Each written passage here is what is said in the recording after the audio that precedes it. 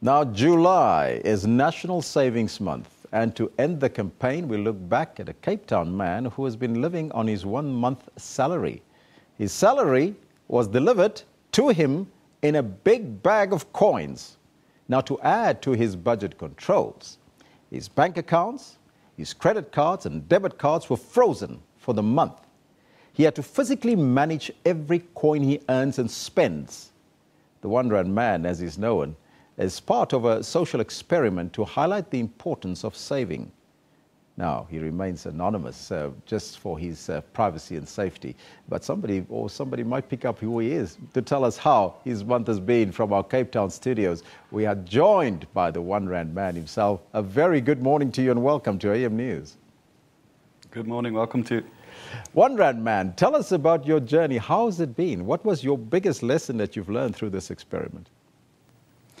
Well, it's been very interesting so far. I really didn't know what to expect at the beginning of this experiment. But yeah, having all those coins on my table and physically seeing what goes where was quite a wake-up call. What was the biggest wake-up call for you? Well, physically seeing what I'm paying back to credit, the small things like student loans and credit cards and overdraft, actually physically feeling the weight of the amount of money that goes to interest, that's been probably the biggest wake-up call so far. Now, that must have been scary. I mean, here you're looking at your car repayment and here's a big bag that needs to go for that car repayment. Was that scary? Absolutely, yes.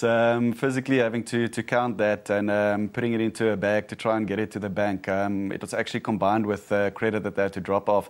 Probably about 7,000 Rand that they had to carry in one of those suitcases with the wheels. So the people were looking at me kind of funny when I walked into the bank. I can just imagine. Now, how will this experiment help the average person watching us now at home or at the office right now? Well, if I can think what I've been experiencing so far, I mean, this is what I have left. It's the last day. I've got 5 Rand left. And basically, I haven't spent much different than I used to do in the past. It's the small things that I cut out that didn't really make a difference in my life in the past few weeks. Basically, the chocolate here, the Coke there, maybe a couple of beers extra that I didn't buy. And maybe in the moment you think, well, I need it or I don't need it. But looking back now, I definitely did not need that extra little bit that I end up saving. Now, during the course of the month, it must have been strange. You're going to buy a loaf of bread, a litre of milk. It probably cost you about 40 Rand. And here you walk in with a bunch of coins, putting it on the table. People must have looked at you very strange. Yes, they did look at me very strange. It actually changed the way that I've been spending the past month because I only bought the necessities, mainly for the counting reason and the embarrassment reason as well, not having to count it all out. But all the cashiers and everyone has been very forthcoming so far. It's mainly the people waiting behind me in the queues that got a little bit restless. Mm-hmm. Now, how have your spending habits changed during this experiment? Well, it definitely made me think twice of when I go to the shop what I buy. I don't just go on the whole impulse buying spree. It made me look closer at what things cost, weigh up different brands, not going with what marketing and what society thinking of what they think of you. It's basically looking at what's the best price, weighing up different options about how much meat costs per kilogram, and I picked up all those little things, and it will definitely make a psychological impact on how I go into the future.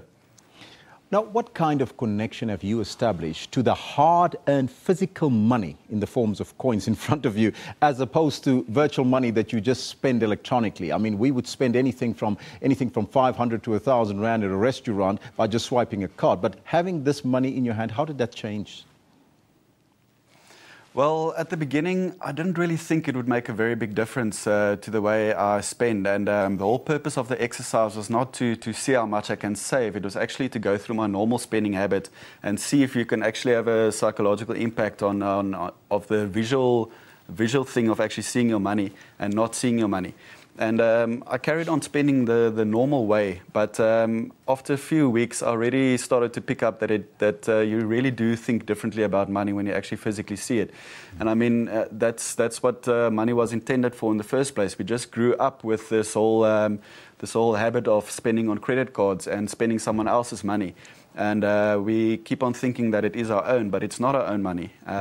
So yeah, I've literally learned a lot from just physically seeing the money. No, I can imagine. So in the beginning, when your salary was dropped off with you, how much was in the bags altogether? Physical money? No, I'm not going to tell you that. Because I know that you said with R5 left and it's the last day of the month, right? Or another day to go. Yes. So no, are you... It's basically the... Mm-hmm. Carry on. No, I've got it. Come on. It is the last day, yes. And I basically have R5 left, but nothing much to spend it on because I did plan in advance to buy my dinner before my big spending started. So I've got some nice stew to eat tonight still. And the R5, what are you going to do with that last R5 for the last day? Well, I'll probably have to see. I'll have to watch the last episode to see what I'll do with it. I still have to derive a plan. And how do people watch it and go back and actually look at the action from the beginning up until now, the end of the program? Where did they see it? Well, all of it is on YouTube. It's on the Sanlam R1 Man channel. From the introduction, first episode, second episode, third episode, it's going to be 5 episodes altogether. And yeah, it's been a very interesting ride so far, but I hope I can teach a lot of people about this as well. And finally, R1 Man, what do you want people at home really to take home with them after this interview to say, what is the message really that you want to convey to them? Well, the biggest message is basically not to take out loans when it's not needed. I mean, you get good loans and you get bad loans. Loans for spending is not what we're supposed to do. Just basically the value of the R1. A lot of my work colleagues came to me and said they actually started thinking differently about money when they watched the episodes, and I hope that a lot of people will do that as well. That's a brilliant exercise. I just wish we had some pictures to show, but wonderful. And I would guide people to go there. So you say it's the Sanlam YouTube. Yeah. Yeah, it's a Sanlam R1 Man. It's a words, not the R1. It's actually the words R1 Man. R1 Man. I'm going to have a look at that as soon as I'm done with this show. Thank you so much for joining us, and I hope you learned a great lesson. It's my pleasure. That was the R1 Man himself joining us live from Cape Town. Now, we didn't tell you who he is, but obviously some of you might know him, and now you would know who he is. But you can go onto that website to check it out yourself. Now, the